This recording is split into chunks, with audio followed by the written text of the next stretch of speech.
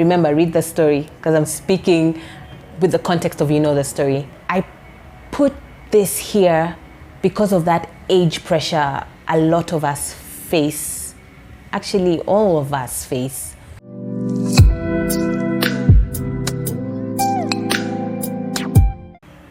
Hi, my name is Rita and welcome back to Conversations with Ree, episode 6. And today we are talking you're good versus you're great. Essentially, we are discussing everything around divine potential and divine destiny and the whole journey of aligning to the divine will, the divine plan, the divine purpose over your life, aligning to the divine version of yourself. We're going to have, it's more or less going to be a very metaphorical conversation where I'll be drawing parallels from a story that we probably already know. So the story is about Joseph, the dreamer. And it is such a fascinating story. And the areas we are picking from are Genesis chapters 37, 39, 40, and 41. And this gentleman's life is one that if I was having a conversation with him, I'd just be like, what? Oh my gosh, what? It's quite the story. And the reason I mention the chapters is so that you on your own can go sit with those chapters and just read them for yourself. But I hope you don't read it like a novel and actually get into it and ask the Spirit to give you understanding as you read and give you revelation as you read so it can make sense to you in such a personal way. So in chapter 37, we get a little bio about Joseph and what's going on in his life. And at the age of 17, his brothers sell him as a slave to the Egyptians. Okay, well, eventually to the Egyptians. Then we fast forward to chapter 39, where Joseph has this amazing job from the slave to being on top of things in Potiphar's house. And Potiphar at this point is an officer of Pharaoh and he is the captain of the guard. So he's basically working at a who's house, but not just working there, to the point where Potiphar leaves him in charge of every single affair. Joseph is like the main, is second in command to Potiphar basically. However, eventually he has to make a decision, and that decision costs him his job and leads him in chapter 40 to the dungeon. And we get the story of his dungeon life, and then we jump into 41 where his dreams come to life, come to fruition in chapter 41. So hopefully you know this story. If you don't, stop right here, go read Genesis 37, 39, 40, and 41, and then come back here. But if you do, I'm just cutting to specific places in this story or specific meanings that I have picked out in my meditations.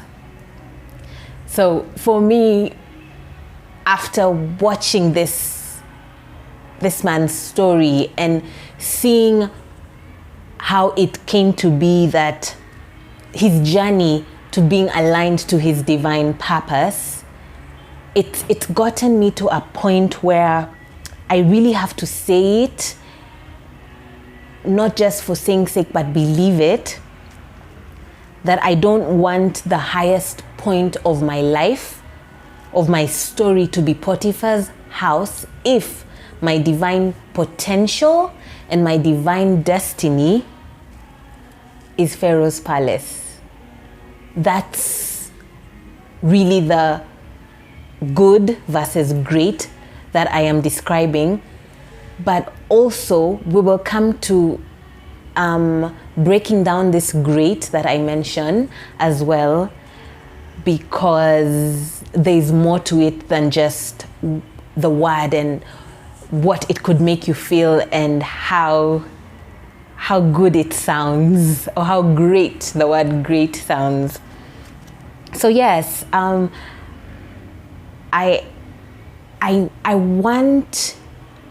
want to be aligned to the divine plan over my life. I want to be aligned to my divine destiny. I want to be living that out. And ultimately, it's a journey, it's a process. And we see that in Joseph's story.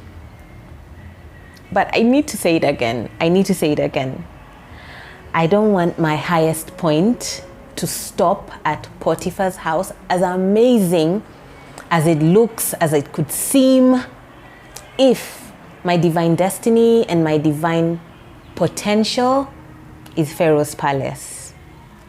I'm going to sidetrack. This doesn't happen in the story, but it's something, a parallel I picked out of it. And I was just thinking about aspects like our connections, our hard work, the familiarity of things, or the logic of how things should work out in life, and how we generally can get into a place where we rely on that to be how we move to the next level, how we get to our next step. And in many cases, if and when it works out, the realization that at best, that is Potiphar's house. At best, what is happening in my life is actually Potiphar's house. Through my connections, my skills, or following the path that I have been told I need to follow. And realizing that, wait, this could actually be Potiphar's house. Yet there's a destiny of me wearing Pharaoh's signet ring. That's, I'm picking that from Joseph's story. But remember, metaphorical. All this is just for us to draw from. So my destiny could be Pharaoh's palace, wearing his ring. But I have to go through the dungeon. Like, that is also what destiny is saying.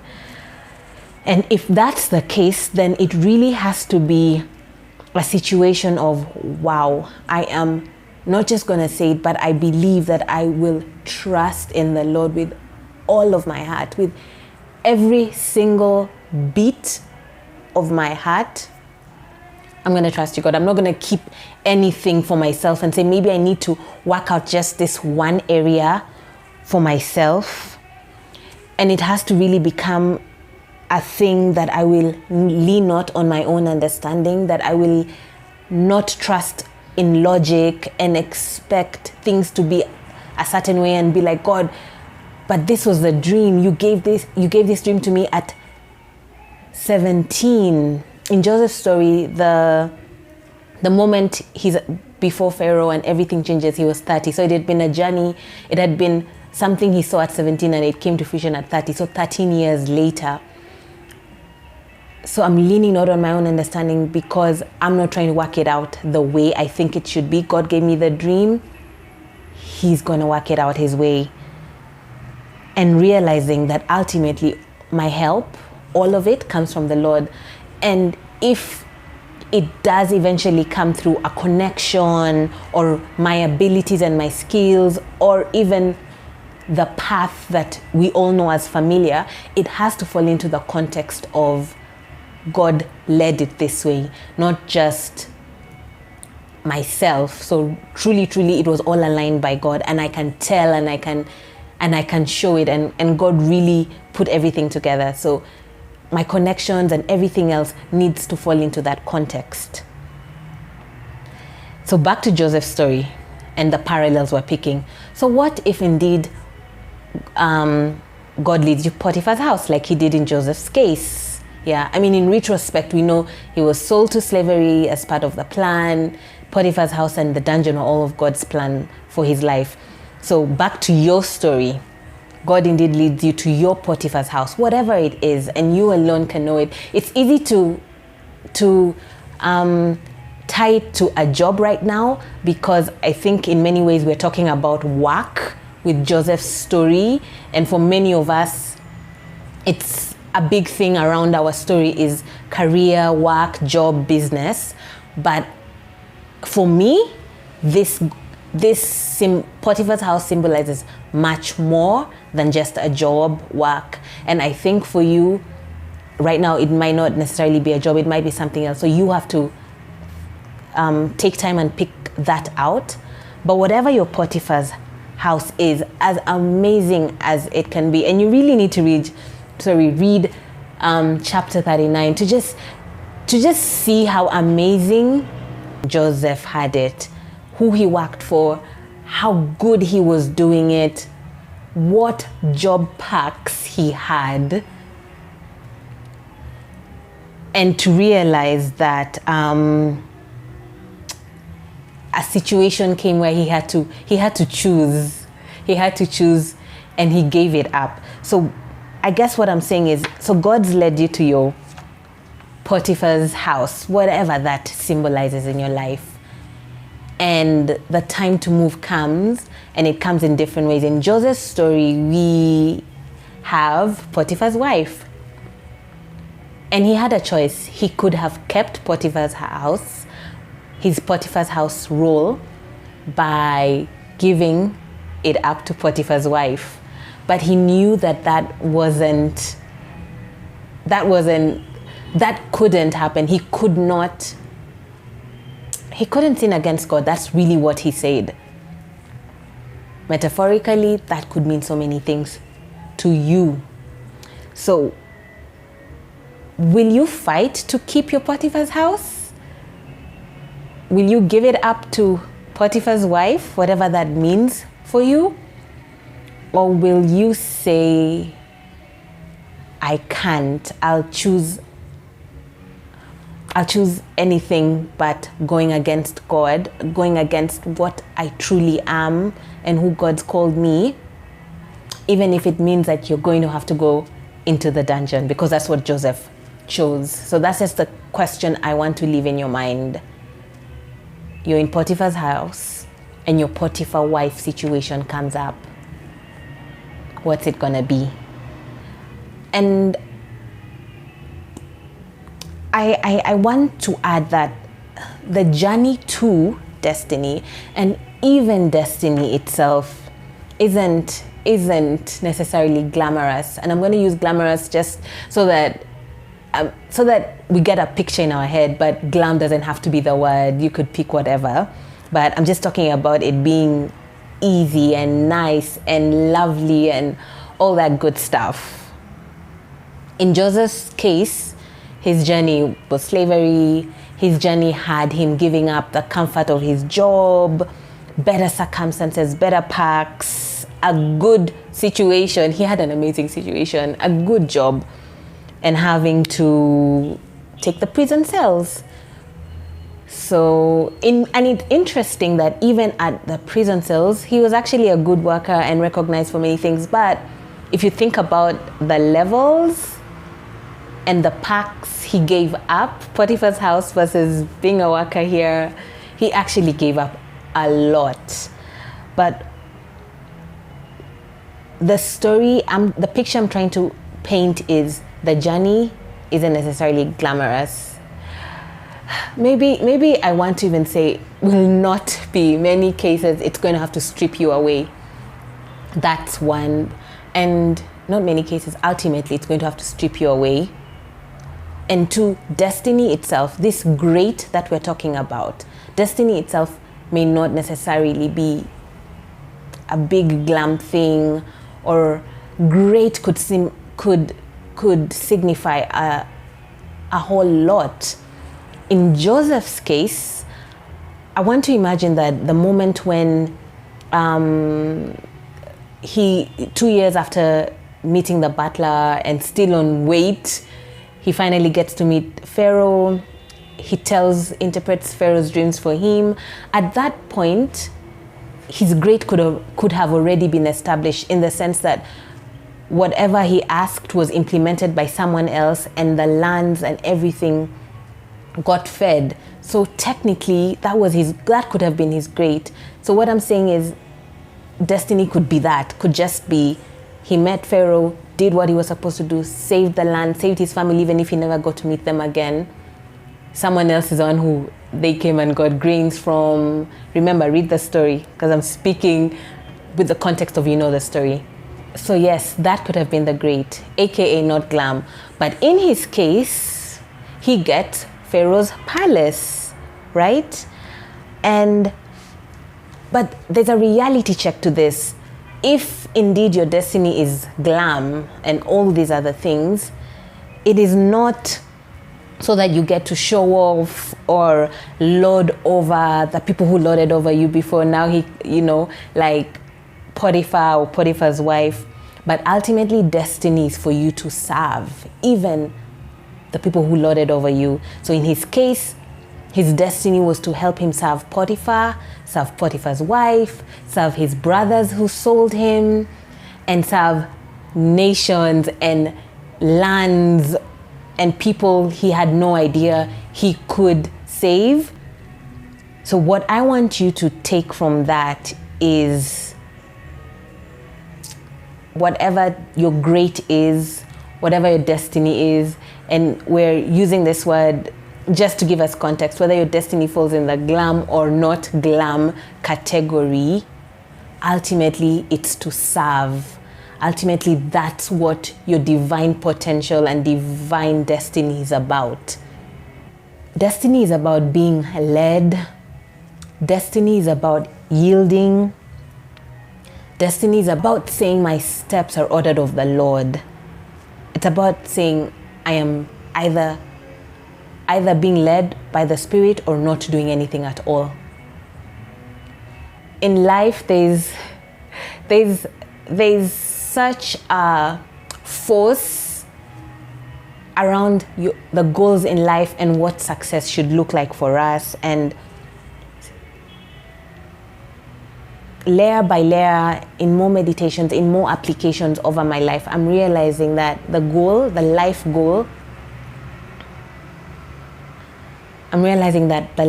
goal isn't to amass wealth or gain power or grow in status, but it is to yield to my assignment, to my calling, to my destiny, to that pool of potential in me, that destiny potential leading me to my destiny. And with it, I am to be fruitful and to multiply it. And upon successfully accomplishing the assignment and the task, to hear, well done, good and faithful servant, and therefore I am handed, a new assignment is handed over to me to steward and to be a custodian over. Yeah, ultimately that is what I'm realizing life goals are. And it's interesting because assignments could be a couple at a go, various at a go, or one after the other. I don't know, but that is the goal. That is the check for me. And I just want to remind you, as I remind myself, that there is so much wisdom in that dungeon/prison season of your life where you had to choose, and the choice you made was, I will not give it up to Potiphar's wife. So trust the process of your life, trust what's going on, without being able to tell you the details, because I do not know. I don't even know those of my life. I understand that dungeon season is like a catapult. It's what you need to just throw you deeper and further into destiny, if not even closer. So trust it and continue being faithful in it. Joseph had a choice in that prison season to check out, to stop connecting, to stop participating, to say, you know what, if this is what I'm going to do, I'm just going to do my work and get it over and done with. But he kept on engaging with God and partnering with God to the point where when the butler and the cupbearer are in prison, he still knows what to do with the gift of interpreting and goes to God and gives them their dreams. And ultimately, we know it leads him to Pharaoh's palace. So what I'm saying is, trust the wisdom in the dungeon season and be faithful while in it. Stay faithful, because you have no idea. You have no idea what it is doing to your destiny, how specific it is in your story. It is not by chance, it is by design. Yeah, ultimately, that's really the choices you're making to align to the design of the story, the blueprint of your story, not just some haphazard stuff happening. So where I'm concluding this is with the reminder that it all boils down to choice. Am I just going to get by life? Or am I going to choose my divine destiny? My good or my great? Remembering that great could mean anything, but ultimately it's the perfect plan over your story. Do I choose the best the world says I can be? The best my skills and my connections can get me? Or the best God has for me?